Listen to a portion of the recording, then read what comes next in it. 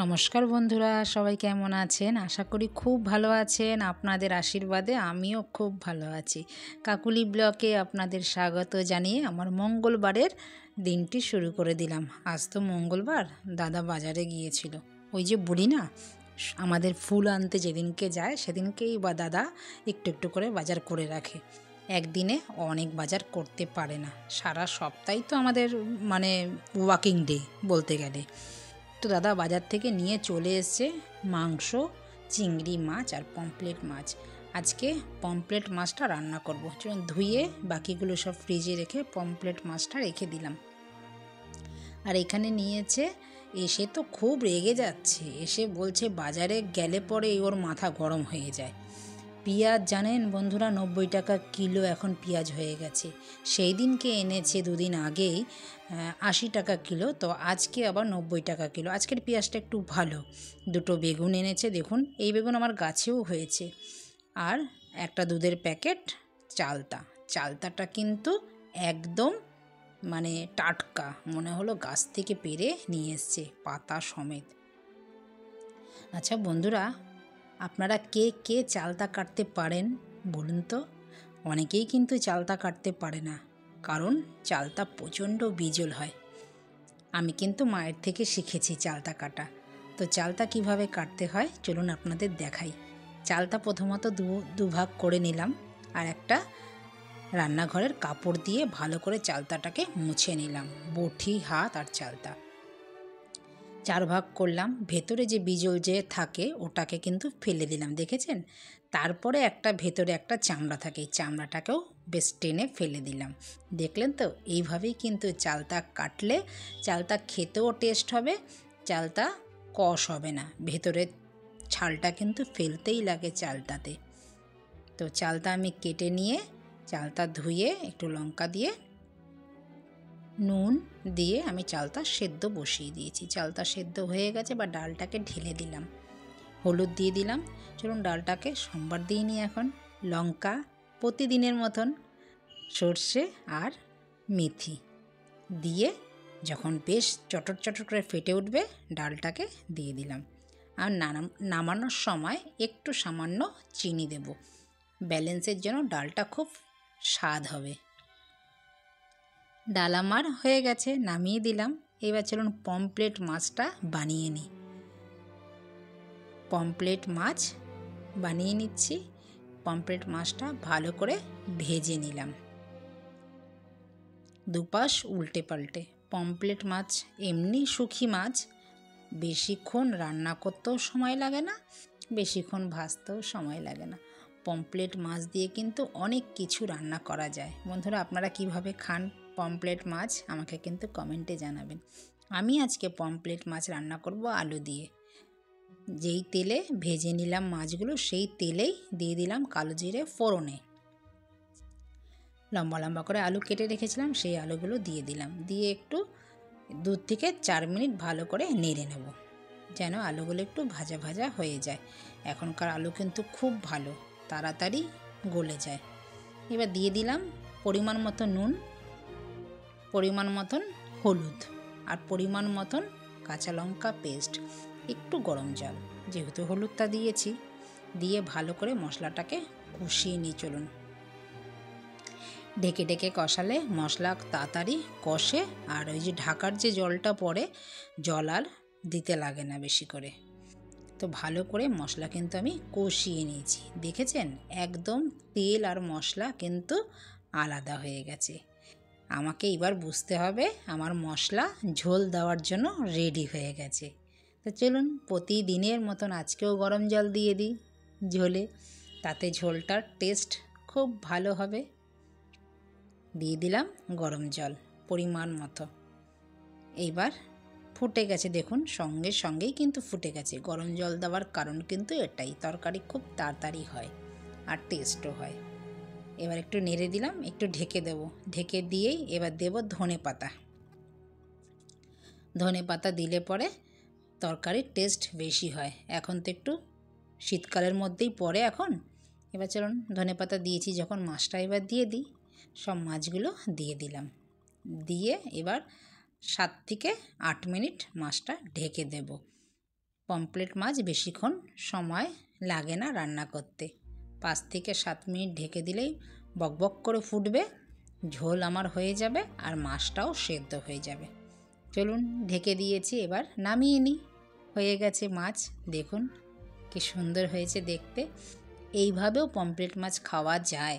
আমরা কিন্তু এইভাবে খাই, আবার তন্দুরি খাই পমফ্রেট মাছের, ফ্রাই খাই, পেঁয়াজ আদা রসুন দিয়েও ঝাল খাই।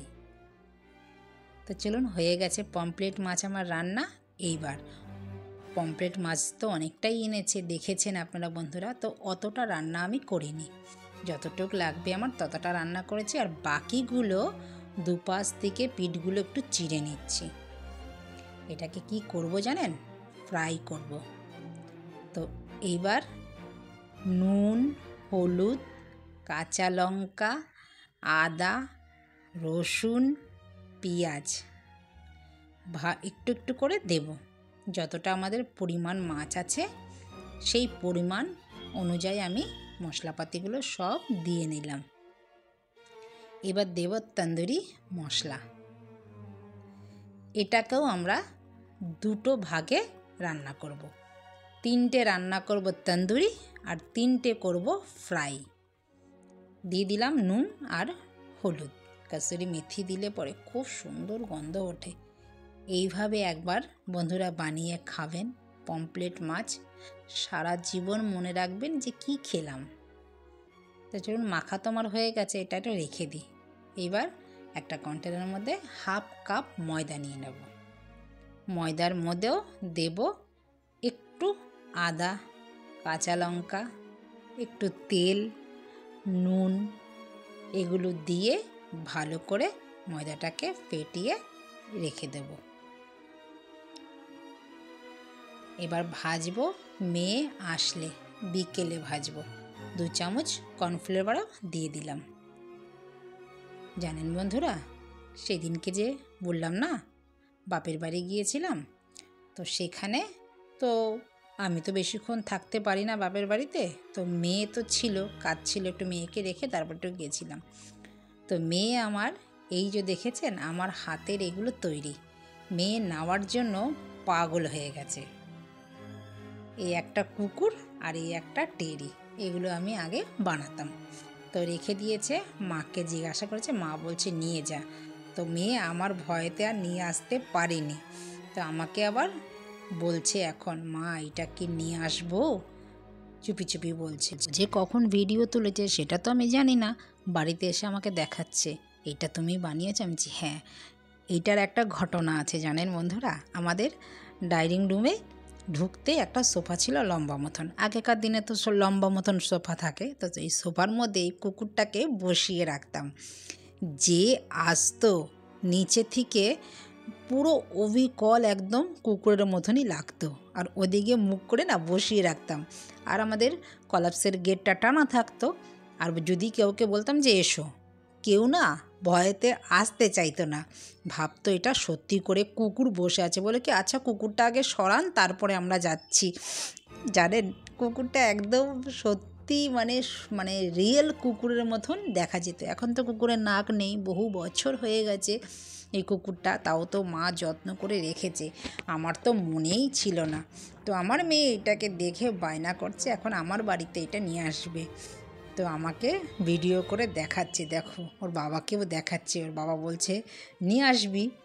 আমি বলছি না, আবার কোথায় রাখবো বলুন, আমি তো অনেক আপনাদের সাথে শেয়ার করেছি, আমার বাবার বাড়িতে কিন্তু আমার হাতের কাজ অনেক আছে। মা খালি বলে নিয়ে যা নিয়ে যা, কোথায় নিয়ে আসবো বলুন। আর আপনাদের সাথে কিছু নিয়ে এসেছি আমি, এইখানে এই বাড়িতে আছে, আপনাদের সাথে শেয়ার করেছিলাম না, সেই যে ক্রিস্টালের ব্যাগ, অ্যাম্বোস, তারপরে জুয়েলারি, এগুলো তো অনেক বানিয়েছি একটা সময় না, অনেক বানিয়েছি। তো চলুন, কথা বলতে বলতে কিন্তু মেয়েও চলে এসছে, মেয়েকে এবার খাবারটা দিয়ে দিই চলুন। তো ফ্রিজ থেকে বার করে নিয়েছি, এবার ওই ব্যাটারটা যে তৈরি করেছিলাম ব্যাটার দিয়ে এটাকে এবার ভেজে নেব।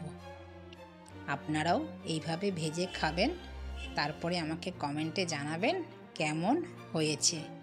ভালো লাগলে লাইক, কমেন্ট, শেয়ার করবেন, আর চ্যানেলটিকে সাবস্ক্রাইব করে রাখবেন, পাশে থাকা বেল আইকনটি প্রেস করে রাখবেন। আমি যখন এই রকম ভিডিও আপলোড দেব সবার আগে আপনাদের নোটিফিকেশন পৌঁছে যাবে। তো উল্টে দিচ্ছি, এবার দেখুন এক পিঠ হয়ে গেছে, আরেক পিঠ আমি উল্টে দিচ্ছি। এইভাবে একটু কাসুন্দি কাঁচা পেঁয়াজ দিয়ে খেয়ে দেখবেন, অসাধারণ থেকে অসাধারণ লাগে। বাড়িতে অতিথি আসলেও এরকম মেখে রেখে দেবেন, সকালে সন্ধেবেলা দিতে পারেন, চায়ের সাথেও খেতে পারেন। কি যে টেস্ট, না খেলে কিন্তু বন্ধুরা বুঝতে পারবেন না। তো চলুন, আমার কিন্তু হয়ে গেছে, এখন 3টে ভেজে নিলাম, আবার তন্দুরিটা অন্য দিন করে দেখাবো আপনাদের। তো আমরা খেতে থাকি, সবাই ভালো থাকবেন, সুস্থ থাকবেন। ভিডিওটা আমি এখানেই রাখছি, দেখা হচ্ছে শিগগিরই নতুন একটি ভিডিওতে। ভিডিওটা যদি ভালো লেগে থাকে লাইক কমেন্ট শেয়ার করে দেবেন। তো আসছি পরবর্তী ব্লগে, সবাই ভালো থাকবেন, সুস্থ থাকবেন। নমস্কার, টাটা।